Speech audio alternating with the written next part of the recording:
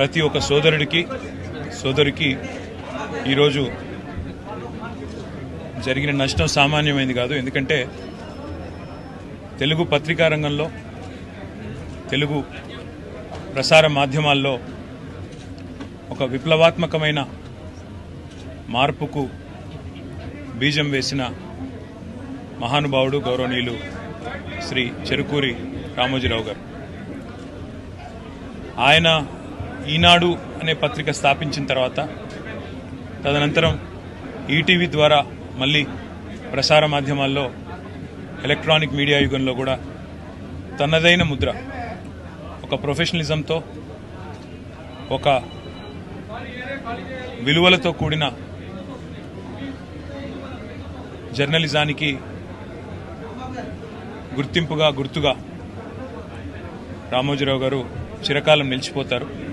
తెలుగు భాషని ఆయన అభిమానించిన విధానం, తెలుగు భాష అభివృద్ధి కోసం ఆయన తపన, అదేవిధంగా ఎల్లవేళలా రాష్ట్రం బాగుండాలి, దేశం బాగుండాలి అంటూ తనదైన శైలిలో ఎప్పుడు కలిసినా చిరునవ్వుతో భారతదేశం గురించి, అదేవిధంగా తెలుగువారు ఎక్కడున్న తెలుగువారి గురించి, తెలంగాణ గురించి, ఆంధ్రప్రదేశ్ గురించి మాతో ఎన్నో సందర్భాల్లో గొప్పగా చాలా విషయాలు, గతం గురించి, భవిష్యత్తు ఎలా ఉండాలనే దాని గురించి కూడా చాలా గొప్పగా చెప్పిన మహానుభావుడు రామోజీరావు గారు.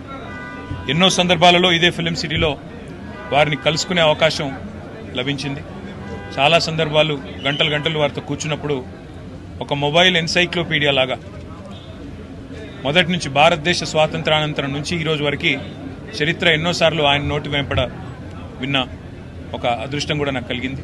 వాళ్ళ ఆయన లేని లోటు నిజంగా కూడా తెలుగు పత్రికా రంగానికే కాదు, ప్రపంచవ్యాప్తంగా ఉన్న తెలుగు వారందరికీ కూడా ఇది తీరని లోటు.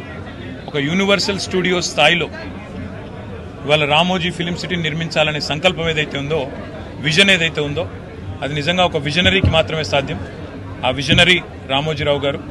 ఆయన ఇవాళ భౌతికంగా మన మధ్య లేకపోయినా ఆయన జ్ఞాపకాలు, ఆయన ఆశయాలు, ఆయన యొక్క ఆలోచనలు తప్పకుండా భవిష్యత్తులో కూడా మనందరికీ స్ఫూర్తినిస్తూనే ఉంటాయి. వారి ఆత్మకు శాంతి చేకూరాలని, వారు తప్పకుండా ఏదైతే తెలుగు భాషాభివృద్ధి కోసం, తెలుగువారి అభివృద్ధి కోసం తపన పడ్డారో, తెలుగు జాతి తప్పకుండా ఉన్నంతకాలం ఆయనను తప్పకుండా గుర్తుపెట్టుకుంటారని చెప్పి కూడా తెలియజేస్తూ, వారి కుటుంబ సభ్యులకి, అదేవిధంగా వారి అభిమానులకి, వారి బంధుమిత్రులకి అందరికీ కూడా పేరు పేరున మా పార్టీ తరఫున ప్రగాఢమైన సానుభూతిని కూడా తెలియజేస్తూ వారి ఆత్మకు శాంతి చేకూరాలని మనస్ఫూర్తిగా ప్రార్థిస్తాం.